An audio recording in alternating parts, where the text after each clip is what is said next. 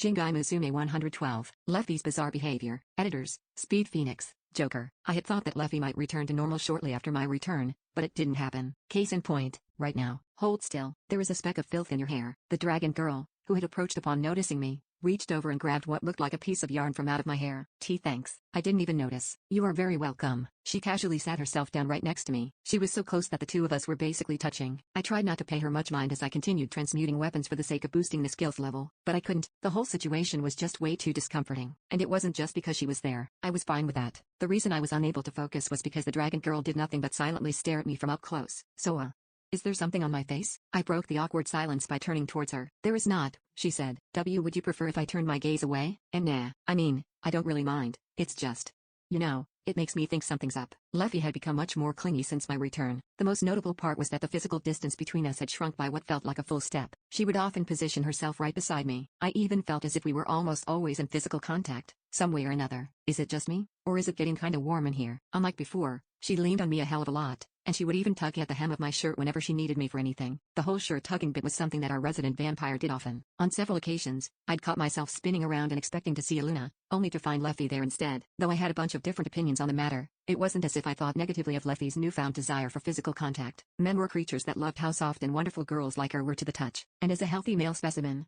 I was no exception. It's just, how do I put this? The problem is that it feels like Leffy's pushing herself real hard and forcing herself to do things outside her comfort zone. Her face was basically always red, and the way she spoke made it obvious that she was feeling awkward. She kept tripping over her own words, and even sounded stiff or nervous at times. And her being off ultimately ended up throwing me for a loop as well. I just didn't know how I was supposed to react. Just to reiterate, it wasn't as if I disliked the way she was acting. Hell, I would even go as far as to say that I found it adorable. But even with that said, I preferred Leffy's usual self. It just wasn't right for her not to be so brazen, shameless, or impudent. I really don't want her to have to keep forcing herself to act like someone she isn't. I really hope she gets back to normal sooner, rather than later. So, Lou, I said to the maid I'd arranged a meeting with, you and I need to talk. Her back was to the wall, so I took advantage of our relative positions and slammed one of my hands into the part of the wall right by her face. It was a classic Japanese technique often used by males that wanted to pressure their female counterparts into agreeing to things, often dates, that they otherwise wouldn't. Of course, my intention wasn't to create any sort of romantic tension. All I wanted to do was pressure her into speaking by blocking off all possible means of escape. Eve, she squealed at the impact before timidly turning her eyes upwards. What is it, master? The way you're smiling right now is real scary. Do you know why Leffy's been acting so weird lately?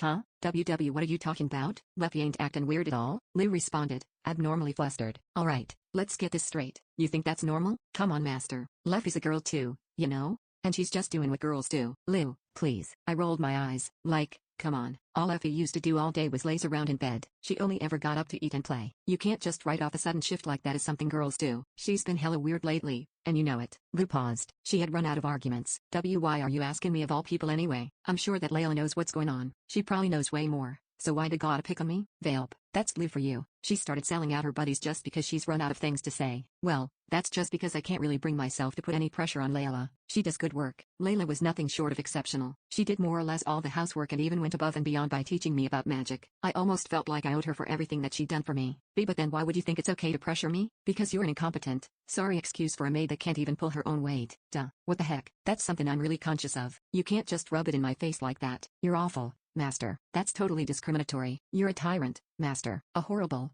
horrible tyrant. Lou shouted indignantly. Why can't you be nicer to me, and treat me with more care and respect? What are you, stupid? Of course I'm a tyrant. That's just what demon lords are. I don't know why you'd expect me to be anything else. I flashed a wide grin. And you want me to be nicer to you? Give me a break. I'm being nice enough already. Are you already forgetting that I'm the only reason Rear ever comes anywhere near you?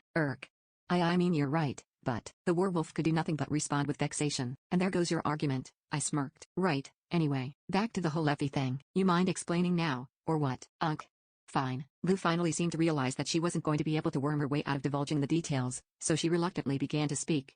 I'll tell ya, but you can't let anyone know that it was me that spilled the beans, 'kay? Leffy'll turn me to nothing but a pile of ashes if she ever finds out. Yeah, I know, don't worry. Leffy seems to be kinda worried about stuff, began the beastkin. What's that supposed to mean? Well, you see, Lou explained the details to me. To summarize, the source of Leffy's distress was the fact that she had no idea how she was supposed to get closer to people. While it sounded like the type of problem a kid with few friends would have, I found it to be a surprisingly understandable concern. Leffy had always lived by herself. She had literally spent centuries without any real company. She had told me that the experiences we, brought her were fresh, new, and exciting, and that was what she had told Lou and Layla as well. She explained to them that she was enjoying life as it were, but she wasn't sure if things could stay the way they were right now forever, because she had never been the initiator. She felt as if everyone else was actively making attempts to grow closer with those around them, whereas she alone had put almost no effort towards the function. Her bonds were only what they were because of everyone else's initiative, and that was the problem. Leffy had lived a long life, and experiences had taught her well. She knew that she couldn't just take the things around her, relationships included, as granted. She knew that her bonds would one day fade unless she herself actively participated in strengthening them. The two maids had listened to her gripes whilst I was away in the capital. They found her worries adorable and enthusiastically began giving her all sorts of guidance and advice. Of course, I wasn't privy to the exact details of what that advice entailed. Lou hadn't told me that much. Either way, it meant that her current behavior was basically her taking the maid's advice and trying her best to roll with it. Huh?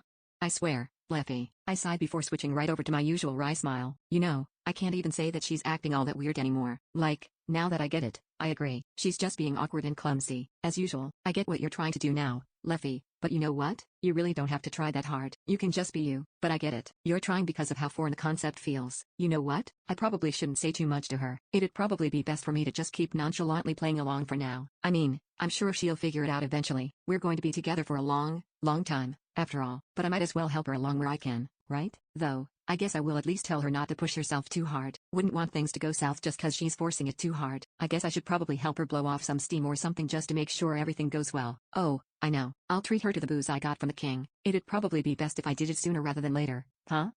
I guess today'll work. Or tomorrow if it doesn't. Phew. Lee breathed a sigh of relief once her master was out of earshot. Looks like I managed to trick him. Of course, it wasn't as if everything she had told him had been a lie. It was true that her other master, the mistress of the house, was concerned about strengthening her bonds with other people. But it was a little more specific than just that. Her mistress wasn't concerned about bonding with people in general. All she wanted was to get closer to another specific individual. Listening to her explain her concerns had left a bittersweet taste in Lou's mouth. They sounded almost like the issues one would hear from the average girl that had just come of age. Though she had been pressured, there was no way Lou could possibly spare her master the undoctored details, because she knew that the truth was something meant only for her mistress to tell. Lou giggled as she gave one of her fists a pump. Do your best, Leffy. I know you can do it. Us maids will be cheering you on from the sidelines.